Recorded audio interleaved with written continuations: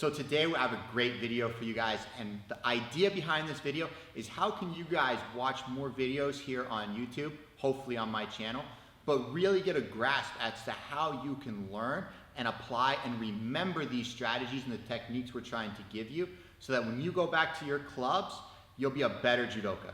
We're going to be going over 3 very important key aspects to every throw.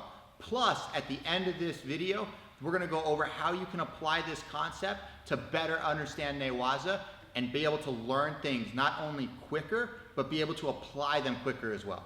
So let's get into the video. What's up, everybody? So today we're going to be going over the 3 different parts of a throw and making sure that you can become better students or better coaches. Now, the first part of every throw is going to be the Kazushi, the off balancing of our partner. Now, while you're here on YouTube and you're able to watch all these videos, you want to make sure that you're breaking all of the techniques you watch down into these 3 parts. The first one being the off balance, the Kazushi. Now, to demonstrate that, all you really want to focus on is what are the hands doing and what steps does that partner need to take to truly just off balance my partner. And all we're going to do here, spread your legs for me. Nice. When you get really good at judo, you just tend to kick people to get the legs open and then they do it for you. So we're going to kind of take a look at, nope, I want this grip. We're going to take a look at basic Harai Goshi. It's a nice, simple throw. It's easy to demonstrate and it's easy to kind of see all 3 parts. So push your leg over there, just a little bit. Now, the first step for this that we're going to focus on is a step in, making sure my chest stays forward, and then a big pull, bringing my opponent off balance so that he's on one leg. That's going to be the first part of the throw, the Kazushi, where my hands are lifting and coming in, okay? Step and lift, okay? From this angle, you can see his head position when I step. I drive off that front leg, and I elevate my partner, okay? I step, and I elevate my partner. Okay, so that's going to be the first step for off balancing our partner, the Kazushi. So let's take a look here at step number 2, the Sakori, the entry into the technique. Since we're looking at Harai Goshi, our entry is going to be our back step here. But I don't want to just end there for Harai Goshi. I feel like this is a little too short. It's too basic. I want to make sure I'm practicing the exact motion for the entry. So what I'm going to focus on is a turn and standing on that one leg so that I can practice a little slight pendulum motion for my entry. Right? I'm not throwing. I haven't gotten to the kake yet. I enter, I hit my Kazushi really well, and my back step with my leg standing on one leg is the entry.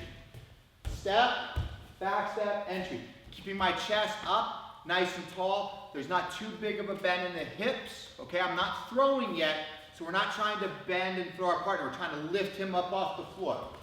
From this angle, step, pull, back step, balance. Notice that my chest is starting to come forward. My head is starting to look in the direction of the throw. From this angle, here's step. Now the entry. Back step, balance, and a slight touch of the leg to make sure everything is right where it's supposed to be. That's going to be the Sakori and the entry to the throw. That's step number 2. So let's take a look at step number 3, the kake, the throwing aspect of judo. When we're doing Harai and we want to practice that throw, we need to do it with a little bit more tempo than our basic uchikomi because we do have to have some power in order to throw our partner. So we're only going to do a couple of throws here just to save our uke some trouble. But while we're looking to do the throw and the entry, we still have to make sure the 2 parts before are done correctly. The Kazushi, the Sakori still have to be done right. So we hit step 1, we hit step 2. Now for step 3, I'm still going to elevate my pull hand up as high as I can and then in a big circle. So back step, elevate, and then in a big circle, out and in front. Remember, judo has a lot to do with circles and being able to go and use the momentum of every throw. So here we are again. Big step in for our big off balance, our big Kazushi, our Sakori and our entry. And remember, I'm going to extend this hand out to finish that throw. Okay? That's going to be step number 3, the kake. So now we're going to take a look at how this concept, the 3 parts to a throw, can also be applied to newaza to make you a better student and be able to learn things a lot quicker. Okay, because that's the real goal here, is how can I learn this quickly and make sure it's effective for training. And so, just like a throw, there's an entry to the, and just like a throw, there's an off balance, there's an entry, and there's a finish. So we're going to go down here onto the ground, and we're going to talk about sankaku. Let's move forward a little bit. There we go. So we're going to talk about sankaku because it's one of the easiest ones to see the 3 different parts. So for sankaku, we always start from the back. So he's going to ball up in nice and tight, and I need to work on the off balancing, okay? How am I going to open up this person so that I can enter into sankaku? And the way we do that is we start from behind. I grab the back of the neck as I shuffle. I put my foot here and I open him up, right? I off balance him so that I can now enter into my sankaku. Now I'm entered into the throw or into the newaza position. Now we have to work on the finish, the kake, where I grab the elbow, I push off my legs, I yank him over to the side, and then we can make all the adjustments for the finish.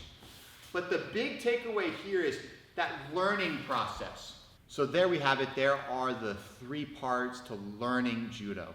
So while you're watching my videos here on YouTube, really try to take into consideration what are the 3 parts that I'm conceptually trying to get across. Now, once you have it done into 3 different parts, you want to train these specific areas completely separately. So really focus on part number 1, the Kazushi and the off balance. Once you have that down and you feel comfortable with it, then focus on part number 2, the sakori, the entry into the throw. When you feel like your body is conditioned and you're able to pull that off smoothly and almost effortlessly, then and only then can we move on to step number 3, the kake. Once you feel comfortable doing kake at least 15 or 20 times where you can do it correctly in a row, then we can start to try to apply it in live situations like randori. Well, thank you guys for making it this far into the video. I really applaud you guys for doing that, and I really hope after watching this, you'll be able to watch more of my videos here on YouTube and better be able to apply them in your live training when you go back to the club. And for more tutorials on how you can become a better judoka, check out one of the videos over here. Thank you guys for watching, and make sure to subscribe to this channel.